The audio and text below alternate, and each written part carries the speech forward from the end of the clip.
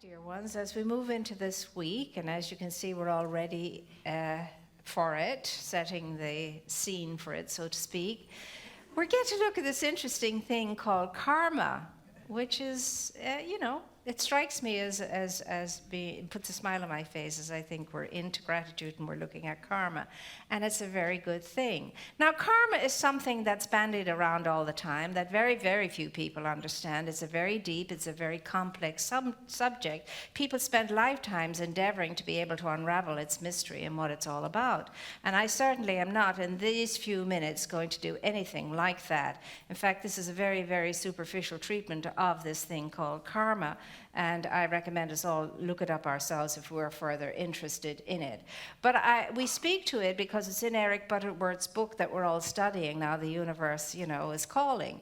And it's something that we use a great deal of, but I don't know that if any one of us fully understand it. It is a word that we've picked up from our Eastern philosophy, wonderful friends and neighbors, and the word itself means destiny or fate. That's what the word means. And so we use it in a way that would indicate that we're talking about good karma and bad karma, and watch your karma because your karma will catch up on you, and so on and so forth. And I don't want to create bad karma, and I do want to create good karma, and it's all about that kind of thing. So, and that idea was based on three main principles that you find in Eastern spiritual philosophies, one of them being the fundamental principle of identification. So in the Eastern religious setting, the calling is for everybody to understand and realize that they are all part of the one soul, the one life, the one Atman. Everybody is part of that soul, in that soul, and one with that soul. And the second principle is understanding the principle of karma, because once you enter into a material world and so on, with that comes its challenges. And the challenges are that you are making mistakes on planet Earth at the moment. We're talking about planet Earth. And those mistakes that we make create karma. Not the great kind, but the karma that we have to make up for. And so there's a debt due to that. And so with the Eastern philosophy, the idea is that the more karma you rake up, the more retribution has to be made. And this happens along a cycle of birth and death and rebirth. And this goes on and on and on, because karma in this aspect is attached to the past, to your history. And you're always trying to catch up with it. And it's a very difficult thing, it seems to me, to do, according to this principle, was trying to catch up with the mistakes you've made in the past. And as soon as you catch up with one, you've made another, and you have to catch up with that, and you've made another, and you catch up with that, and you made another, and you catch up with that. And the cycle goes on, but you do get to make the retribution. And then the third principle is that sooner or later we all wake up into enlightenment, and we all return back into the conscious awareness that we are part of the Atman, we are part of the one soul, we are part of the one life, and we're integrated with that again. And that very briefly and very super inadequately describes what most people think about karma in our society.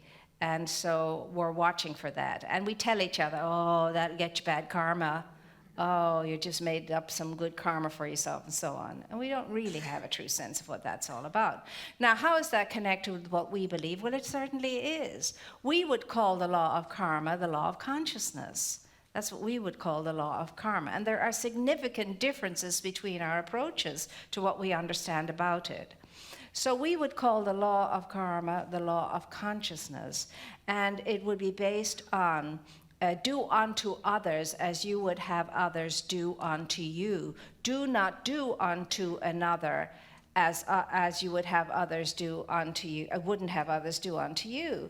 It is based on as you think, so you are.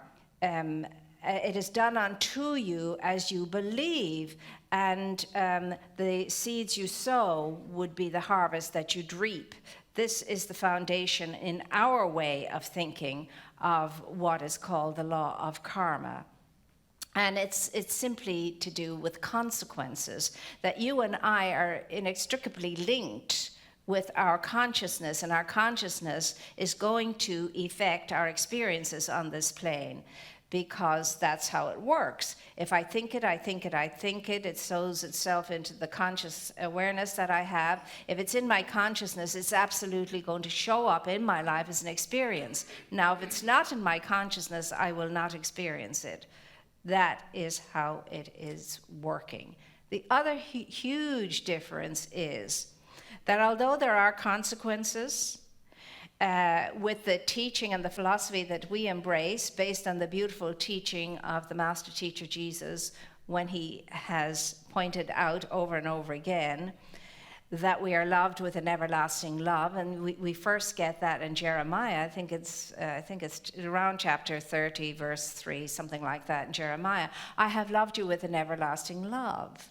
So within our understanding of a deity, with our understanding of supreme consciousness or infinite intelligence, we believe that, of course, it is given to us to repair and to mend and to fix and to heal whatever we decide we need to mend and fix and heal and repair.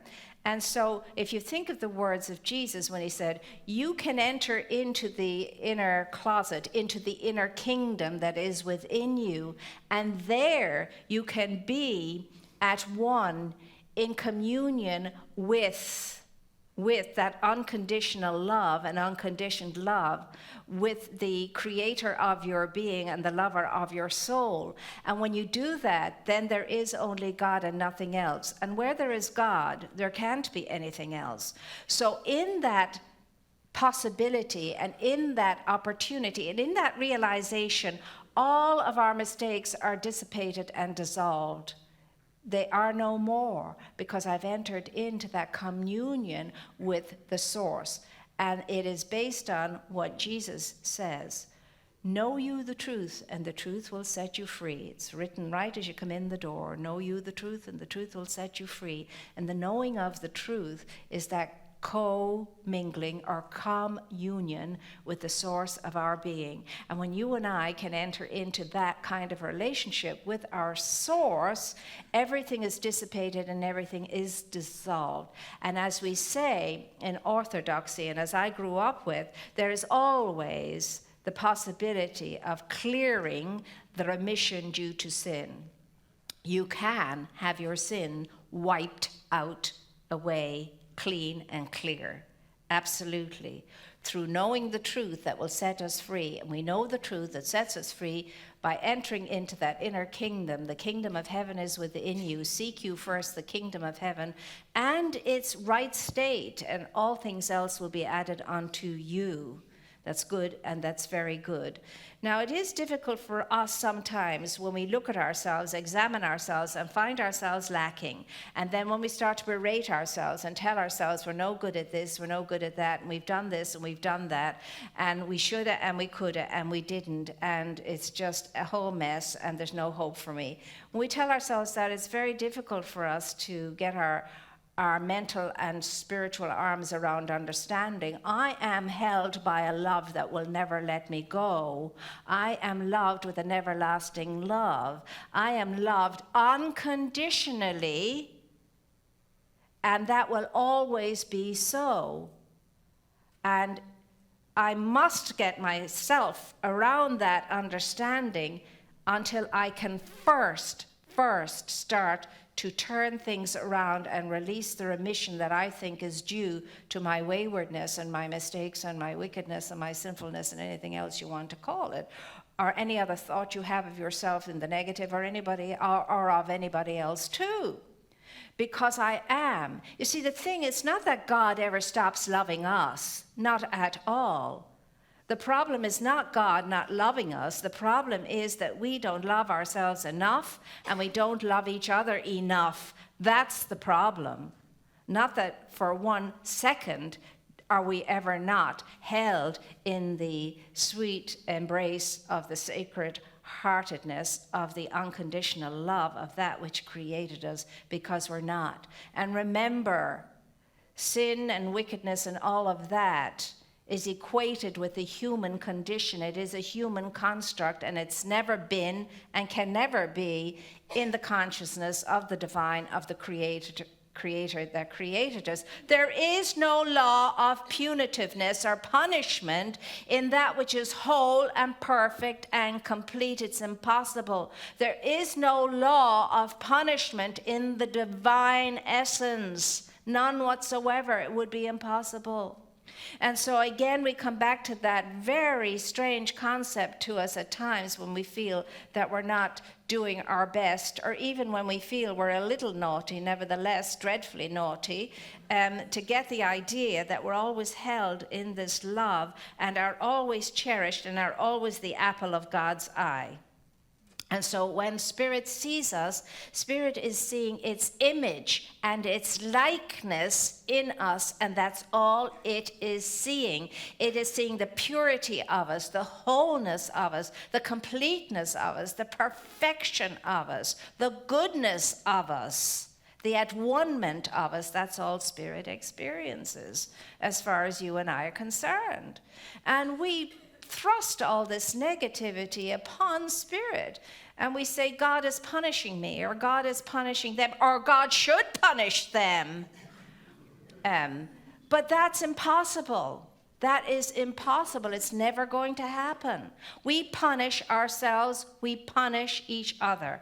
That's how it works in a shadowed experience, an illusionary world called three-dimensional planet Earth. So our challenge always is to wake up and know the truth that can set us free, and to get with that truth, and to get with reality, and to stop identifying with actuality. And when people say to you, get real, they're not really meaning get real, because if they said to you, get real, what they're saying to you is, become one. Enter nirvana, become one. They're saying, oh, get actual, smell the coffee, get actual. They're still thinking in terms of a three-dimensional plane and a three-dimensional experience and a human experience. And so we do really want to wake up to the fact that we are real. There's no getting real. We're already reality, the image and likeness of it, the essence of it, with the possibility of its infinitude. That's given to you, that's given to me without exception. Every person on the plane, no exceptions, good, bad, and indifferent as we call it. Everyone with equal opportunity to be all that they can be, no exception. And everyone, good, bad, or indifferent, seen in the very same light by the Creator as the apple of God's eye, as good and very good. And oh my, didn't I do a great good job in him, her, whatever. That's how Spirit sees us. Would that we could see each other likewise. So the calling is always, do not do unto another what you wouldn't have another do unto you. Do to everybody what you would have people do unto you. In other words, the way you want to be treated, treat other people, regardless of whether they are treating you that way or not. It's not tit for tat. It's not an eye for an eye, a leg for a leg, or whatever. Always, the power and the presence and the life and the light and the peace and the beauty and the grace within you and me wants just simply to be the givingness of life back onto itself in blessing, in blessing, in blessing, in blessing, and only in blessing. Yours and mine is to bless and bless and bless again. And even if you have to bless through gritted teeth, your job is to bless the you-know-what's-it, divine though he, she be.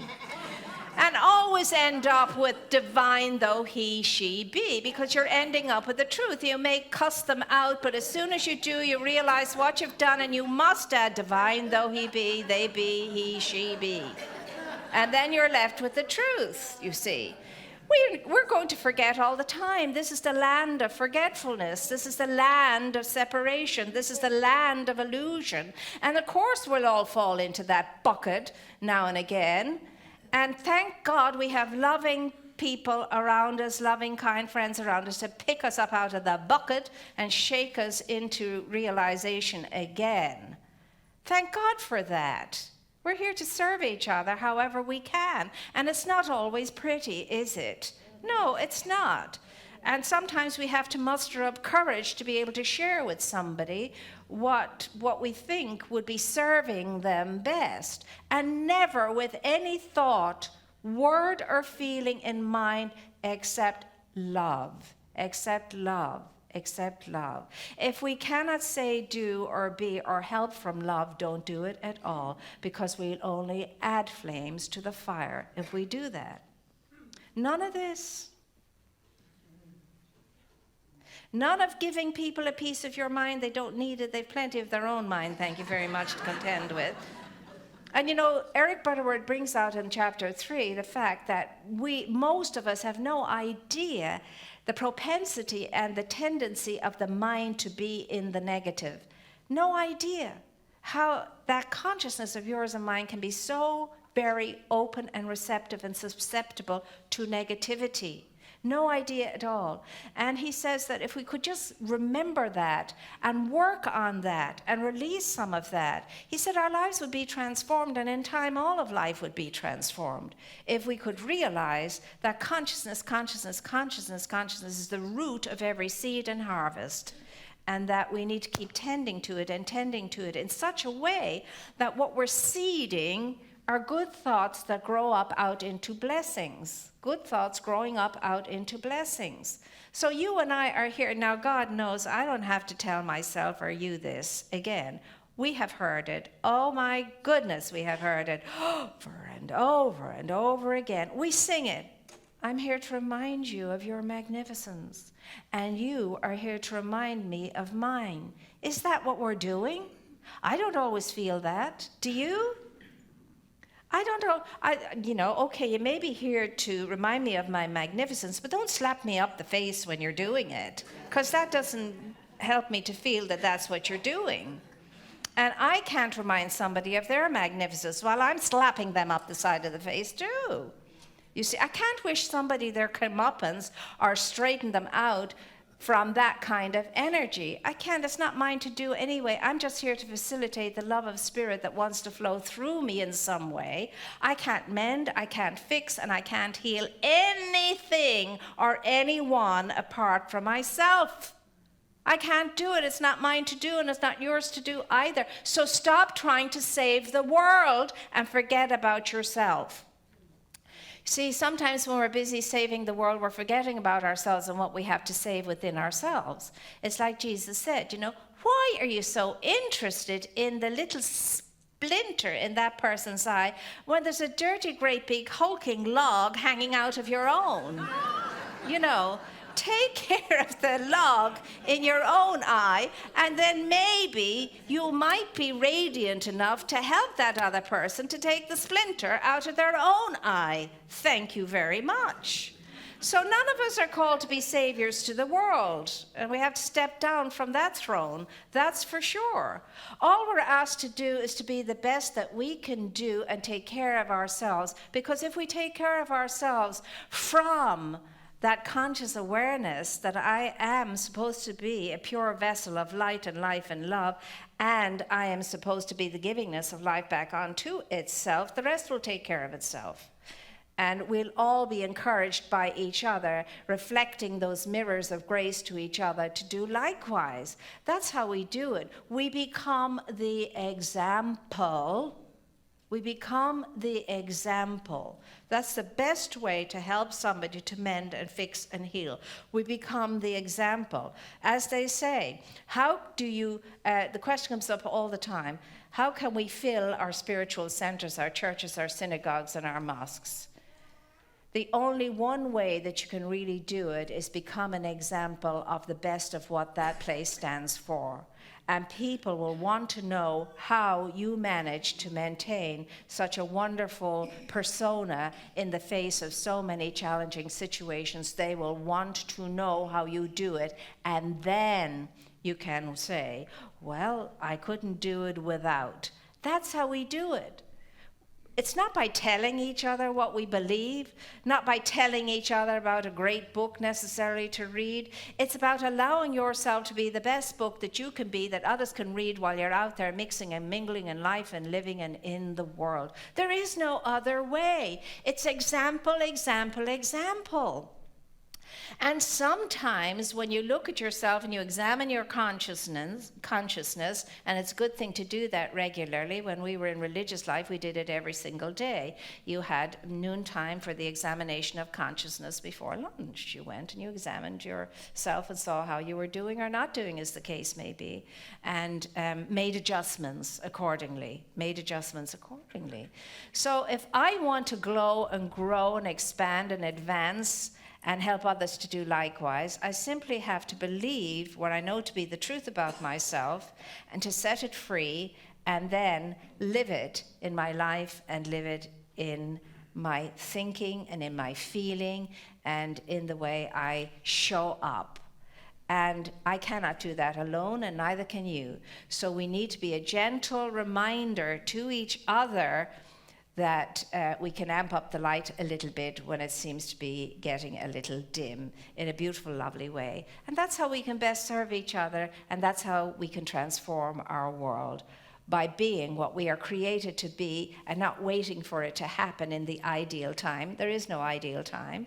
There's only the ripeness of time, and the ripeness of time is always now. So as we move into this week of gratitude and thanksgiving, let us be all that we can be. And let us be grateful, truly grateful, that Spirit chose somehow or another to show up by means of me, by means of you, on this plane, to be its magnificent self, and to reflect that, and to have it reflected onto us wherever we are, however we are, and with whomever we are. For God, it is the truth, dwells in you as you. And right now, God is indwelling you as you. And infinite possibility of every good kind is available to us when we can get ourselves around that. And we can bow our heads, say namaste, and yes to it. Because that is what your entitlement is. That is what your birthright is. And when you and I step into our entitlement and into our birthright, all of the world, not only ourselves, is transformed. So know and understand that you are empowered. Now go and empower, and so it is.